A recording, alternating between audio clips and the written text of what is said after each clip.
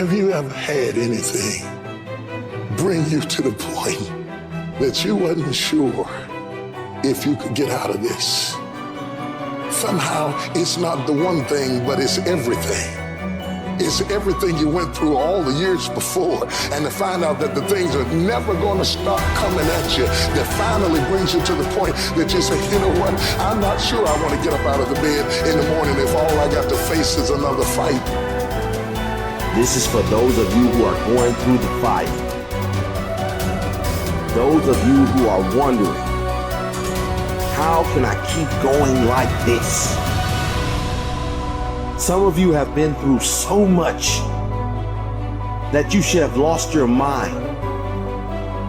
It's all right to fail as long as you fail forward. It's all right, but I need you to have heart, because there's some things you just can't get without perseverance.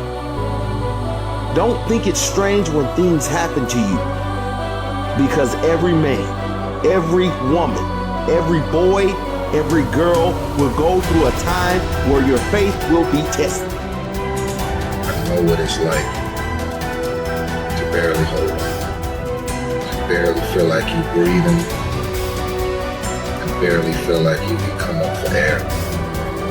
Look up. Look up and recognize that there is a way out. There is a path for you to take. And it's not an easy path. It takes courage and it's hard. But what is the other choice? What else can we do? Let the darkness completely consume us, be overtaken by temptation and vice? No. Do not accept that. You can triumph over these dark forces. You can become better. You can be better. You got more than you think. You can do more than you think. You can go further than you think. You can have more than you think. And stop blaming somebody else over what you don't have. It's time for you to know what you got in your hand. Stand up for your dreams. Stand up for what you want in your life.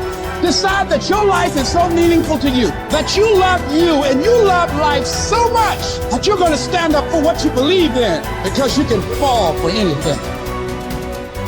And so by being committed to everything that I started, I finished it. It built a certain type of spirit. It built a certain type of mentality. And so now I couldn't quit even if I wanted to. I couldn't stop even if I wanted to. I had too much sweat equity in my life and everything that I was doing. When it gets tough, I'm gonna press my way. When I get tired, I'm gonna press my way. When it's not convenient, I'm gonna press my way. When my heart is broken, I'm gonna press my way. When I'm rejected, I'm gonna press my way. When I'm broke, I'm gonna press my way. When I'm despaired, I'm gonna press my way. You would just believe that your day coming, that the sacrifices you are making today, they gonna pay off. But if you do not believe, it ain't gonna happen. So I need you to work on your faith. I need you to wake up every day and say, today ain't today, but my day coming. And I will not give up until I get to that day. I will not stop. I will not give up. I will not give in until my day comes.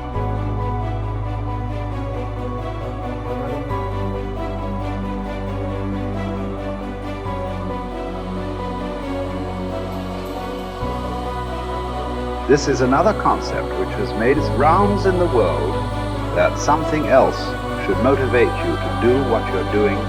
If what you are doing is significant enough, you don't need any other thing to motivate you.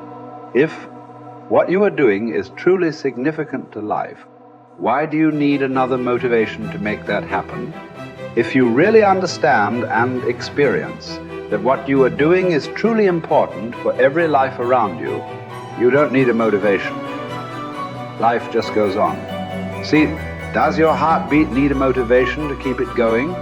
I'm asking you. All the life processes is not asking for any motivation, isn't it? Monsoon is coming. Any motivation?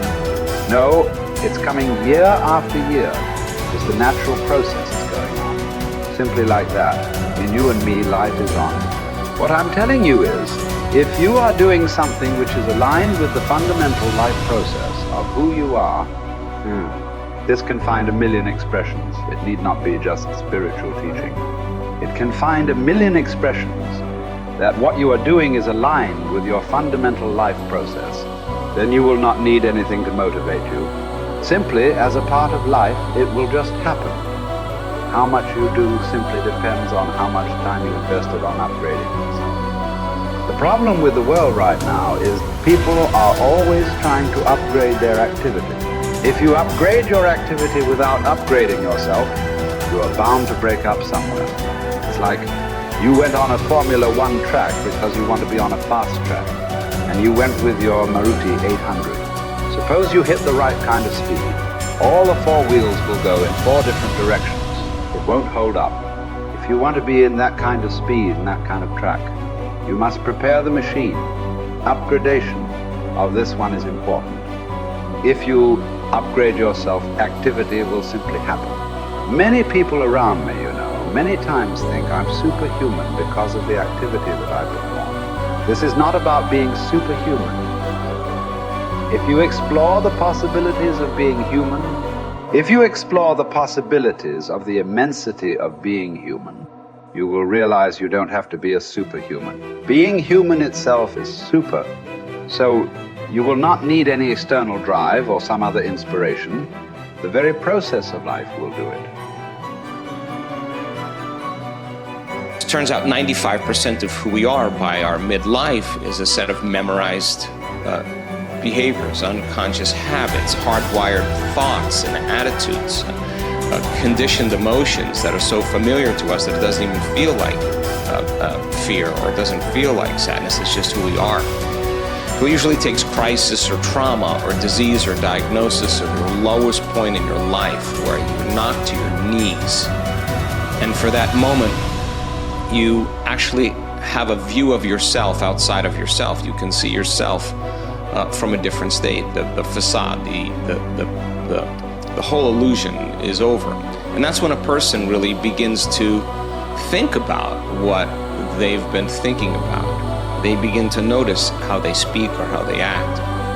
And I think they begin to pay attention to those feelings on a more regular and conscious basis. And the word meditation, I looked this up because when I started my journey, I'm very scientifically minded. The word meditation, the symbol means to become familiar with. So then the first step to change, if you wanted to create a new life, you have to change. To change your personal reality, you have to change your personality. And the first step is consciousness or becoming aware. So the moment you become conscious of your unconscious thoughts, the moment you become aware of your automatic reflexive habits and your emotional reactions, the moment you can become so conscious of those unconscious states of mind and body that you don't go unconscious again, so familiar with those states. And how many times do we have to forget or go unconscious till we no longer forget or go unconscious and we stay conscious?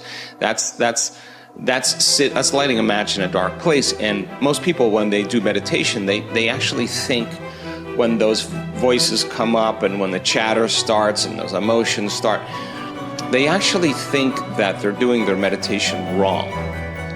And I want them to know that they're actually doing it right, because you're coming up against those thoughts that slip by your awareness unnoticed or unchecked by many people. You all of a sudden catch how you speak. And people say, if I really want to be happy, let's think about this. I don't want to complain. I don't want to blame. I don't want to make excuses. I don't want to feel sorry for myself. I'm going to stop that. Now that's breaking a habit of being yourself. That takes a lot of energy and a lot of awareness. And our environment then, the circumstances, our environment are always available for us to think and feel equal to everything in our life, So the environment for many people, as we said earlier, controls the way they think and feel. So when they respond to their coworker, when they respond to the news, when they respond to the traffic in their life, that response causes them to return back to those unconscious programs. But sitting in a meditation and really sitting in the fire and believing that there's something on the other side of that thought, believing that there's something on the other side of some behavior or some emotion that makes us feel a certain way. That's stepping into the unknown, and it takes us disconnecting from the environment. That's what meditation is about. Playing music or hearing nothing, or closing your eyes and not eating, not smelling, not tasting, not feeling with your body. You're putting your body away and you're not letting it be the mind or the program. You're making it sit still. You're training the animal, right?